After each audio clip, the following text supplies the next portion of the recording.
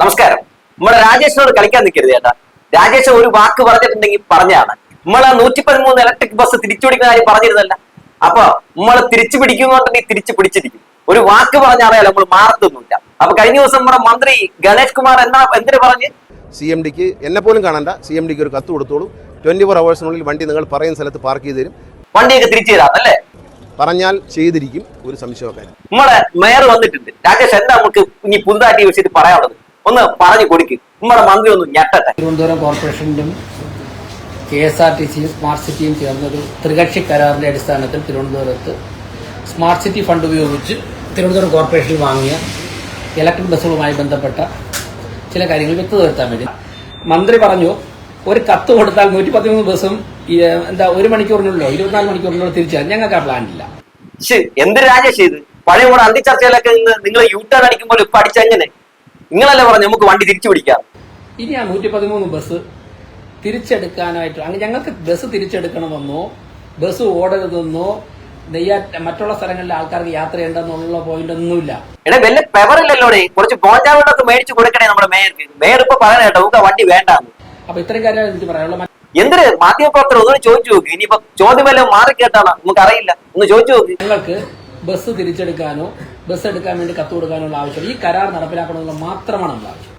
KSRTC ഓടിച്ചുകൊണ്ടിരിക്കുന്ന smart city പദ്ധതിയുമായിട്ട് ബസ്സുകളുടെ എണ്ണം 113.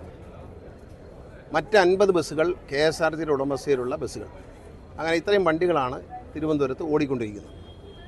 ഇതിൽ KSRTC ഞാൻ പരിശോധിച്ചപ്പോൾ ഈ തിരുവനന്തപുരം കോർപ്പറേഷൻ്റെ വാങ്ങിത്തന്നു എന്ന് പറയാൻ പറ്റില്ല, കേന്ദ്ര ഗവൺമെൻറ് പദ്ധതി എന്ന് പറയാൻ പറ്റില്ല.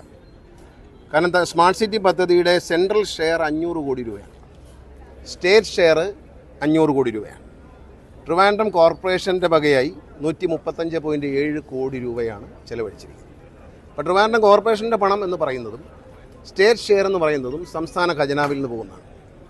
കേന്ദ്രം നൽകിയിട്ടുള്ളത് 500 കോടി. അപ്പോൾ ആ പദ്ധതിയുടെ 50% തുക, ഏതാണ്ട് 60% തുകയും സംസ്ഥാന സർക്കാരിൻ്റെതാണ്. കോർപ്പറേഷൻ്റെ എന്ന് പറയുമ്പോൾ സംസ്ഥാന സർക്കാരിൻ്റെതാണ്. കോർപ്പറേഷൻ്റെ തനത് ഫണ്ടാകാം, അല്ലെങ്കിൽ പ്ലാൻ ഫണ്ടാകാം, അത് സംസ്ഥാന ഖജനാവിൽ നിന്ന് വരുന്നതാണ്. ഈ പദ്ധതിയുടെ ഭാഗമായി നടത്തിയ അനേകം വികസനങ്ങളുടെ ഭാഗമായി വാങ്ങിയതാണ് ഈ 113 വാഹനങ്ങൾ വാങ്ങുന്ന അതിനകത്ത് നിന്നാണ് വാങ്ങിയത്. 50 വാഹനങ്ങൾ KSRTCയിലുള്ളതിനകത്ത് ഇവർക്ക് യാതൊരു കാര്യവുമില്ല, കോർപ്പറേഷൻ ഒരു കാര്യമില്ല. ഈ 113 അതിൽ ഒരു ട്രൈ പാർട്ടി എഗ്രിമെൻ്റാണ്. ഈ എഗ്രിമെൻറ്റിൽ corporation, government, smart city corporation and Swift, ഈ 3 കമ്പനികൾ തമ്മിലാണ് എഗ്രിമെൻ്റ് ഉള്ളത്. ഈ എഗ്രിമെൻറ്റിലെ ഒരു ക്ലോസിൽ പറയുന്നു, ഇതിനൊരു അഡ്വൈസറി കമ്മിറ്റി ഉണ്ട്. വണ്ടികൾ ഓടുന്നത് എങ്ങനെയാണ്, നന്നായി ഓടുന്നുണ്ടോ, എവിടെയാണ് ഓടുന്നതെന്നെല്ലാം കാണിക്കാൻ വേണ്ടി ഒരു അഡ്വൈസറി കമ്മിറ്റി. ആ അഡ്വൈസറി കമ്മിറ്റിയെ മേയർ ചെയർ ചെയ്യണം എന്ന് മാത്രമേ പറഞ്ഞിട്ടുള്ളൂ. ഇതിനകത്ത് ഈ വണ്ടികളുടെ മെയിൻ്റനൻസ് മുഴുവൻ KSRTC ആണ്.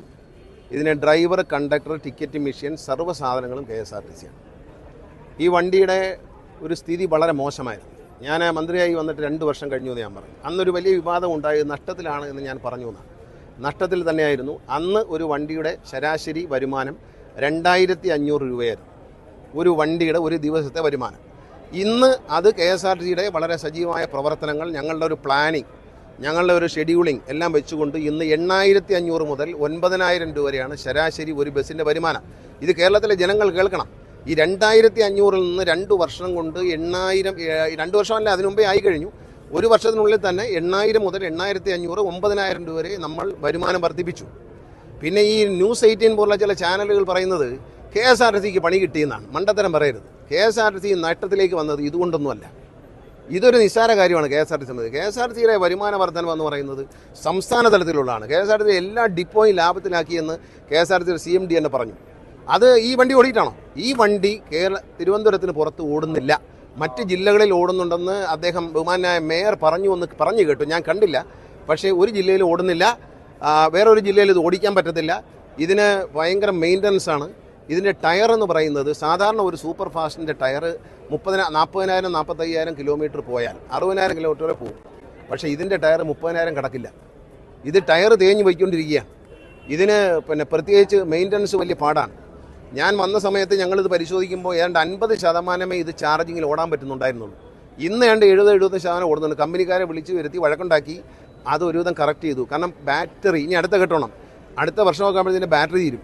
ബാറ്ററി പോയി 5-ാം വർഷം ബാറ്ററി പോയാൽ 28 ലക്ഷം രൂപ വേണം ഇതിൽ ഒരു വണ്ടിയുടെ ബാറ്ററി വാങ്ങാൻ. ഒരു കാര്യം നിങ്ങൾ മനസ്സിലാക്കൂ, ഇത് വലിയൊരു സംഭവമായിട്ടൊന്നും പറയരുത്, ഇത് കൈനഷ്ടം തന്നെയാണ്.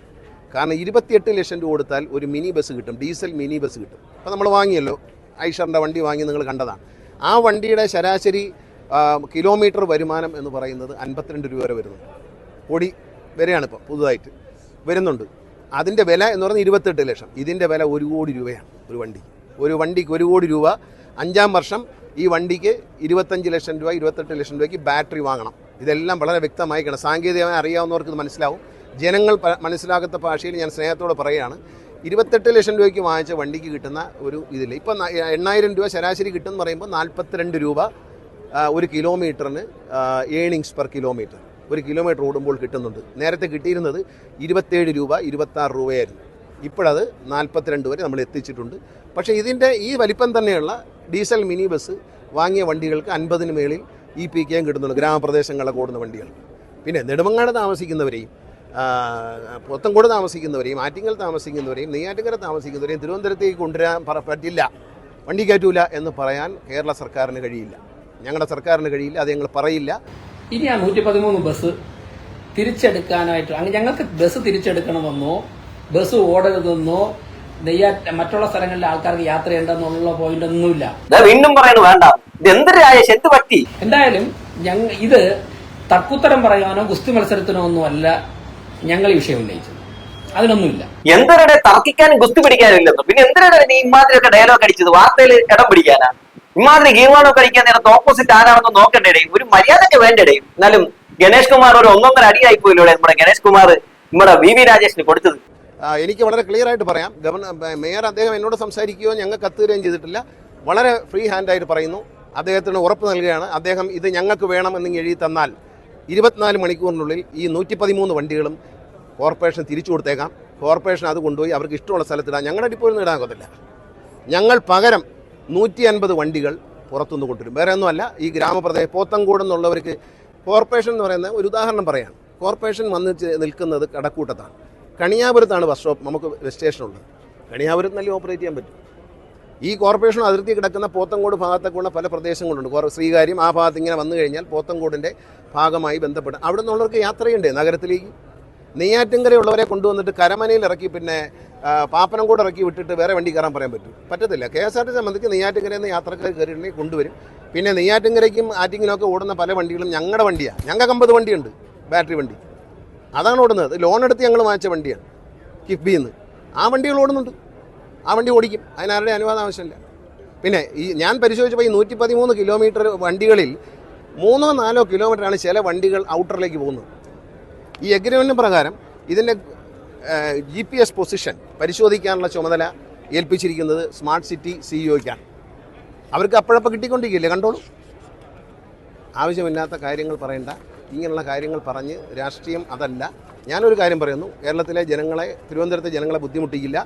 എപ്പോഴാണോ കോർപ്പറേഷന് ഈ സാധനം ഞങ്ങൾ എടുക്കാം എന്ന് പറഞ്ഞൊരു കത്ത് CMDക്ക് കൊടുത്താൽ മതി. 24 അവേഴ്സിനുള്ളിൽ അവർ പറയുന്ന സ്ഥലത്ത് ഈ വണ്ടി ഇട്ട് കൊടുക്കും. പകരം 113 വണ്ടിക്ക് പകരം 150 വണ്ടി, അതിലധികം വണ്ടി ഞാൻ സർക്കാരിൻ്റെ ഭാഗത്ത് നിന്ന് ഞങ്ങൾ ഈ കേരളത്തിലെ തിരുവനന്തപുരത്തെ ജനങ്ങൾക്കും യാത്രക്കാർക്കും ഉറപ്പ് നൽകുന്നു. പറഞ്ഞാൽ 24 മണിക്കൂർ പറഞ്ഞാൽ 20 മണിക്കൂറിൽ ഈ 150 വണ്ടിയും സിറ്റിയിലുണ്ടായിരിക്കും, ഓടിയിരിക്കും. അത് സിറ്റിക്ക് പുറത്തുനിന്ന് ഓടിക്കും, നെടുമങ്ങാടുന്ന് ഓടിക്കും. നെടുമങ്ങാടെന്നുള്ളൊരു തിരുവനന്തപുരത്ത് വരണ്ടേ, നെയ്യാറ്റിൻകരയുള്ളൊരു തിരുവനന്തപുരത്ത് വരണ്ടേ, ബാലരാമപുരത്തുള്ളൊരു തിരുവനന്തപുരത്ത് വരണ്ടേ? അപ്പോൾ അങ്ങനെ ഒരു പ്രദേശത്ത് മാത്രം ഓടിക്കുക. എഗ്രിമെൻറ്റിലും പറഞ്ഞിട്ടുണ്ട്, പീക്ക് അവേഴ്സിൽ സിറ്റിക്കകത്ത് മാക്സിമം ഓടിയതിനു ശേഷം സബർബനിലുള്ള യാത്രക്കാരെ കൂടി സിറ്റിയിലേക്ക് കൊണ്ടുവരണം എന്ന് എഗ്രിമെൻറ്റ് പറഞ്ഞിട്ടുണ്ട്. ഇതൊക്കെ അദ്ദേഹത്തെ ആരോ തെറ്റിദ്ധരിപ്പിച്ചാണ്. വായിച്ചു നോക്കുക, പഠിക്കുക, പഠിച്ചിട്ട് മറുപടി പറയുക. ഞാൻ പറഞ്ഞില്ല, എന്നിട്ടും നിർത്തിയില്ലെങ്കിൽ വളരെ സന്തോഷത്തോടുകൂടി വണ്ടി തിരിച്ചു കൊടുക്കാൻ KSRTC തയ്യാറാണ്.